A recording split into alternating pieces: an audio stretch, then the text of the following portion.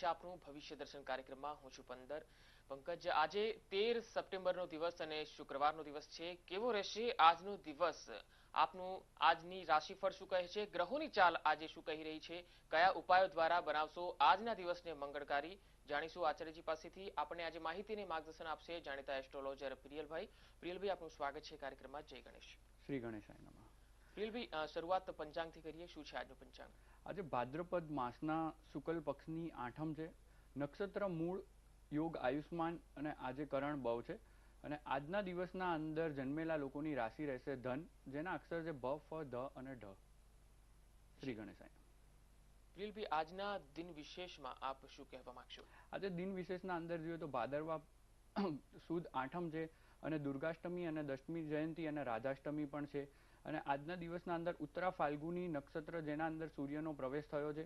અને મૂળ નક્ષત્રના અંદર જન્મેલા લોકોને આજે શાંતિને પૂજા ખાસ કરીને કરાવવી જોઈએ. ઘણા લોકોને મૂળ નક્ષત્ર હોય છે જેનું પહેલું, બીજું અને ત્રીજું ચરણ હોય, તો એ લોકોએ આજના દિવસના અંદર ખાસ કરીને શાંતિ કરાવવી જોઈએ. ચોથા ચરણમાં જન્મેલા લોકોનું ખૂબ જ સારું રહેતું હોય છે. અને સૂર્યનું આજે નક્ષત્રનું પ્રવેશ થયો છે, જેથી કરી અને આજે ઘઉં અને ગોળનું જો દાન આપવામાં આવે અને કોઈ પણ ગાયને કે ગરીબોને કોઈ પણ વસ્તુ આપવામાં આવે તો ખૂબ જ સારું રહેશે. શ્રી ગણેશાય નમઃ. જી, આપણી સાથે ગાંધીધામથી એક કોલર જોડી ગયા છે, તેમને સાંભળીએ. હાલો. હેલો, જય ગણેશ. જય ગણેશ. આપનું નામ જણાવશો? હા, મારું નામ દિવ્યાબેન છે. જી. આ મારા હસબન્ડની કુંડલી છે. એમની જન્મ તારીખ છે 31/3/78. ઓકે. સમય સવારે 8 વાગે અને જન્મ સ્થળ ગાંધીધામ. ઓકે. શું પ્રશ્ન છે એમાં? અને પ્રશ્ન એ હતો કે એ પર સ્ત્રી સાથે થોડા સંબંધમાં આવી ગયા છે. એમના લીધે ઘરમાં ઝઘડો થાય છે. તો આ સંબંધ એટલે થોડા સમય માટે છે કે લાંબા ગાળા સુધી ચાલશે? જી. હવે જે એમની હોરોસ્કોપ છે એના અંદર સૂર્ય અને શુક્ર બંને સાથે છે, જેથી કરી અને પંચમેશ જે રહ્યો એ એમનો શુક્ર અને બુધ સાથે છે. અને પંચમેશ જે રહ્યો એ 12મા સ્થાનના અંદર છે, જેથી કરી અને સૂર્ય અને કેતુ જોડે છે. જેથી કરી અને જો પર સ્ત્રીના અંદર એમનો થોડો ઘણો એમને ટચ હોય તો એમના કોઈ પણ સેટિસ્ફેક્શન કે એ વસ્તુ ત્યાં એમને મળશે નહીં. અને એમની મેરેજ લાઈફ પણ ડિસ્ટર્બ થઈ રહી છે. જેથી કરી અને જો આપ ખુદ જો શુક્રવારના ફાસ્ટ રાખો અને શુક્રવારના દિવસે અગ્નિ ખૂણાના અંદર ઘીનો દીવો કરો તો તમારા માટે ખૂબ જ સારું રહેશે અને તમારા તરફ એટ્રેક્શન થવાના પણ ચાન્સ રહેશે. પણ પંચમેશ જ્યારે કેતુ સાથે જોડાય તો એ લાંબો ટાઈમ સુધી રહેશે નહીં, એમને જે પણ કોઈ રિલેશન હોય એ. જેથી કરી અને આપણે ચિંતા કરવાની જરૂર નથી. વધારેમાં વધારે 13 મહિના સુધી આ પ્રોબ્લેમ રહેશે. અને ગુરુની દ્રષ્ટિ જે રહી એ સીધી ચોથા સ્થાન ઉપર પડશે, જેથી કરી અને આપણી મેરેજ લાઈફ જે રહી એ સારામાં સારી થાય તેવા ચાન્સ બતાવી રહ્યા છે. શ્રી ગણેશાય. બિલકુલ. પ્રિયલભાઈ, આપણને ઘણા પત્રો મળ્યા છે. આપણે પત્રો લઈએ તે પહેલા મેષ રાશિનું આજનું ભવિષ્યફળ જાણી લઈએ. કેવું રહેશે એમનો દિવસ? મેષ રાશિના જાતકના અક્ષર છે અલય. ઉતાવળા નિર્ણયો ખાસ કરીને ના લેવા જોઈએ. આજના દિવસના અંદર તમારે ખૂબ જ મોટા ડિસિઝન લેવા પડે તેવા ચાન્સ બની રહ્યા છે, જેથી કરી અને ઉતાવળ ના કરવી જોઈએ. અને બપોરના 4 વાગ્યા પછીનો ટાઈમ તમારા માટે વધારે સારો છે. પરિવારના અંદર થોડો ઘણો તણાવ રહેશે. ફેમિલીના કોઈ પણ સારા મેમ્બર જોડે પણ તમને બનતો હોય તો પણ એમની જોડે આજે તણાવ રહે તેવા ખૂબ જ ચાન્સ બની રહ્યા છે. સ્વાસ્થ્યના અંદર તમારે થોડો ઘણો ચઢાવ ઉતાર રહેશે. અને શેર બજારના અંદર ખાસ કરીને તમારે સાચવવું જોઈએ. શેર બજારને રિલેટેડ તમારે આજે ઇન્ટ્રાડે તો ખાસ કરીને ના કરવો જોઈએ. પણ જો તમારે લાંબા ટાઈમનું ઇન્વેસ્ટમેન્ટ કરવું હોય તો આજના દિવસ માટે તમારે અવોઇડ કરવું જોઈએ. હવે વાત કરીશું આપણે વૃષભ રાશિના જાતકની. વૃષભ રાશિના જાતકના અક્ષર છે બ, વ. શેરના લેવેચના અંદર તમને ખાસ કરીને સફળતા રહેશે. તમારે સવારનો જે ટાઈમ રહ્યો ત્યારે શેર બજારને રિલેટેડ તમારે ખૂબ જ સારું રહેશે. 11 વાગ્યા પછી શેર બજારને રિલેટેડ થોડો ઘણો પ્રોબ્લેમ આવે તેવા ચાન્સીસ બની રહ્યા છે. ધાર્મિક કાર્યોની સંભાવના રહેશે. આજે તમે કોઈ પણ ધાર્મિક કાર્ય જે લાંબા ટાઈમથી તમારા ફિનિશ ના થયા હોય તો આજના દિવસના અંદર કમ્પ્લીટ થાય તેવા સારામાં સારા ચાન્સ બની રહ્યા છે. અને કોર્ટ કચેરીના નુકસાનમાં તમારે ખાસ કરીને સાચવવું જોઈએ. અને જૂના મિત્રોથી પણ તમને મુલાકાત રહે તેવા પણ ચાન્સ બની રહ્યા છે. હવે વાત કરીશું આપણે મિથુન રાશિના જાતકની. મિથુન રાશિના જાતકના અક્ષર છે ક, છ અને ઘ. બૌદ્ધિક વિકાસ થશે. તમારે આજે કોઈ પણ સારામાં સારું ડેવલપમેન્ટ થાય તેવા ચાન્સ બની રહ્યા છે.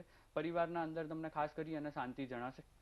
તબિયત બાબતે ખાસ કરી અને તમારે કાળજી રાખવી જોઈએ. આજે હેલ્થ વાઇઝ તમને થોડો ઘણો પ્રોબ્લેમ થાય તેવા ચાન્સ બની રહ્યા છે, જેથી કરી અને તમારે થોડું ઘણું ધ્યાન રાખવું જોઈએ. અને દાંપત્ય જીવન જે રહ્યું એમાં તમને હૂંફ મળશે. મેરેજ લાઈફને રિલેટેડ તમારો પ્રોબ્લેમ જે રહ્યો ખાસા ટાઈમથી તમારે પ્રોબ્લેમ રહેતો હોય તો આજના દિવસના અંદર તમારે સોલ્યુશન આવે તેવા ચાન્સ બનાવી રહ્યા છે. શ્રી ગણેશ.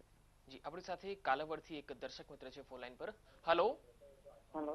જી, શું નામ છે આપનું? ભાવિક. જી, આપની જન્મ તારીખ જણાવો.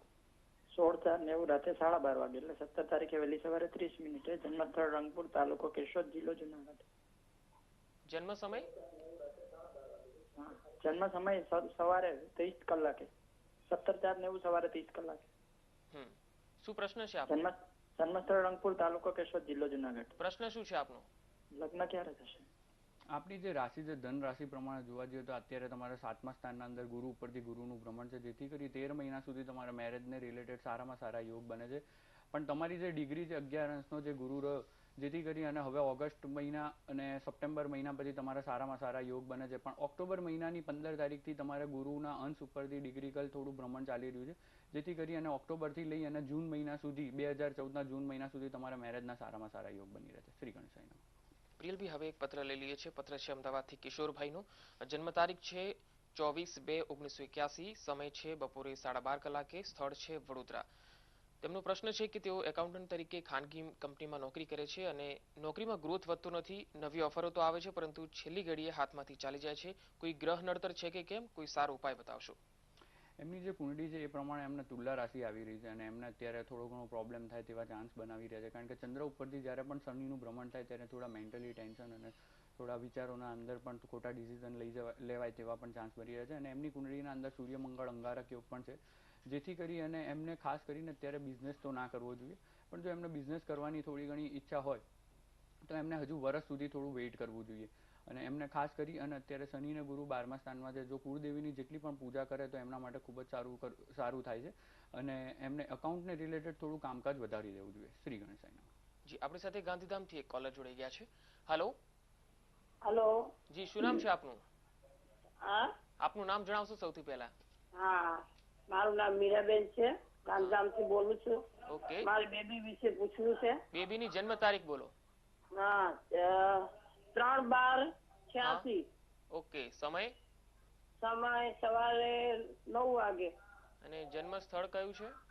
જન્મ સ્થળ ગાંધીધામ જ છે, ગોપાલપુરી. બેબી માટે શું પૂછવા માંગો છો? એના લગ્નનું આજે કેટલા 26 વર્ષ થવા આવે પણ લગ્ન હજી ક્યાંય મળતું નથી સારું એવું પાત્ર. હવે જો આપની જે ડોટર છે એની કુંડળીના અંદર કાલસર્પ યોગ બની રહ્યો છે, ધન લગ્ન અને ધન રાશિ જ આવી રહી છે. અને 7મા સ્થાનના અંદર અત્યારે ગુરુ ચાલી રહ્યો છે, પણ હજુ પણ મેરેજને રિલેટેડ થોડો ઘણો પ્રોબ્લેમ બતાવી રહ્યો છે. પણ ડિસેમ્બર મહિનાની 5 તારીખ પછી એમને સારામાં સારા યોગ છે અને એ યોગ જે રહ્યા એ 2014ના ઓગસ્ટ મહિના સુધી ખૂબ જ સારા છે. એમને ખાસ કરી અને ધન રાશિ, સિંહ રાશિ અને મિથુન રાશિના જાતક જોડે જો મેરેજ થાય તો એમના માટે ખૂબ જ સારું રહેશે. શ્રી ગણેશાય. જી, આપણે